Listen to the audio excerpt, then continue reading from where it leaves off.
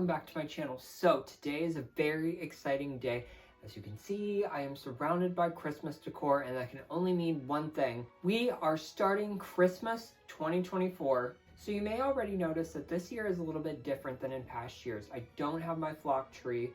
Still have it up in storage, but I don't have it set up this year. So this year what I wanted to do is I wanted to change it up a little bit because that flock tree has been with me for a really long time. I love that tree. I know a lot of you guys love that tree, but I was looking online and I saw a whole bunch of kind of vintage inspired or realistic looking Christmas trees, and I found this one on Home Depot. Loved the look of it. Wanted to go in a very primitive direction with my Christmas decorating this year, so I snagged it, and let me show you how I decorated.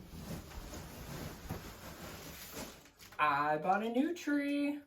Now it's not white, so spoiler alert, it is a green tree, but I'm really excited to use it this year because it's going to completely change the direction of the theme that I usually do, which is like over the top, stuff all over the place. This year I'm going to go very simple and kind of rustic. So let's get this tree set up. Now the tree setup was pretty basic. You have your three pieces that you put together. The inside has kind of traditional Christmas tree branches, and then towards the outside it's more of the realistic looking branches, but honestly it didn't take me long to fluff this tree. It is very sparse, which is what I was going for, and I'm sure with some more tedious fluffing you could fill in some gaps. After I got the tree set up, I put Grape Vine through. It's very hard to work with. It kind of has a mind of its own, so I figured if I got my candle lights on there, they have very brittle wires, I would say. They're not as thick as normal Christmas lights. So I put the Grape Vine on just to kind of fill in the center of the tree a little bit and add some woodsy texture to it. Okay, so I just got the Grape Vine into the tree, and I don't know, it looks nice, I think. Me being so modest. Anyway, I have a little bit left, so I'll probably use that in some coordinating decorations.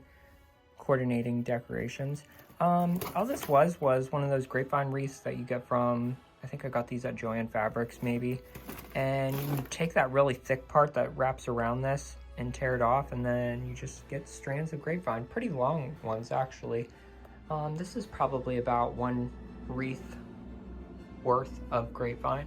After that, I put in my candle lights.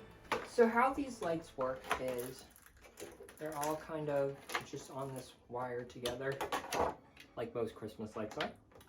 And they kind of have a little bit of a hook on them. What I'm going to do is I'm going to place these on the tree, and then I will work on getting the wires out of the way.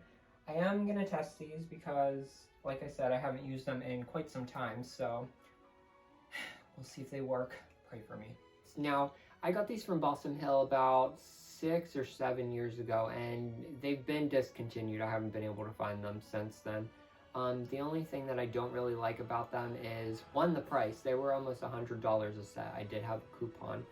And two, a few of the candles will go out after a few hours.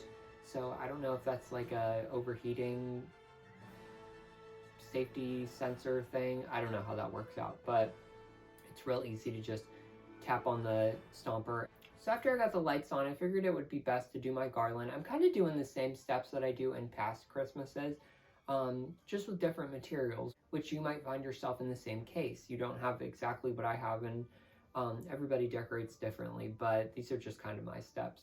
So I put garland on the tree, and I got popcorn garland. I sell this at my store, so I figured I could try it out and see if I liked it.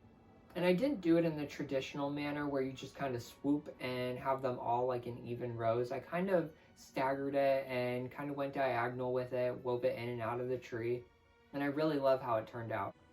Okay, so now I'm going to show you some of the ornaments that I'm using this year. Now, I handmade some of them because going with this whole primitive theme, it was kind of fun to experiment with stuff. So I made some gingerbread dough ornaments, and I will link down the website where I got the recipe for that. And then I also did just orange slices, and usually people just dry them as is, but I kind of wanted them to look a little bit more aged. And let's have some handmade snowman ornaments.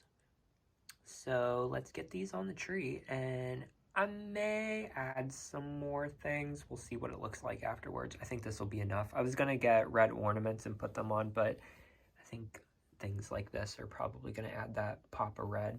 I do have some berries too. With the bigger ornaments, which would be the fake fruit that I have, I kind of focused on putting them on the inside of the tree just to fill in some spaces.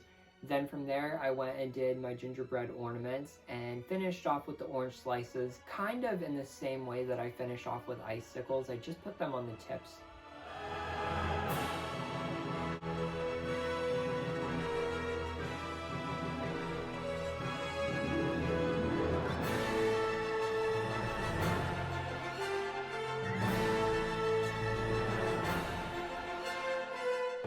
For the tree topper, I used a fake pineapple. It's made out of material. So I got it all finished. Let me show you my Christmas 2024 Christmas tree.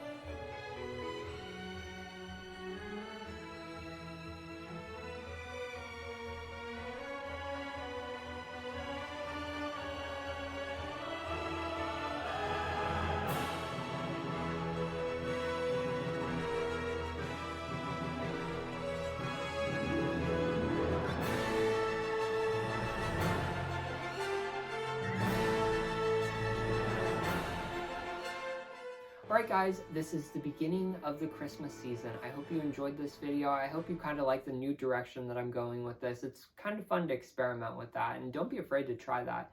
I know a lot of people have traditions that they do from year to year, and it's okay to reach out and try different themes and make new traditions for future Christmases. Also post down below where you can get the tree. I'll see you guys in the next video. Merry Christmas. Bye.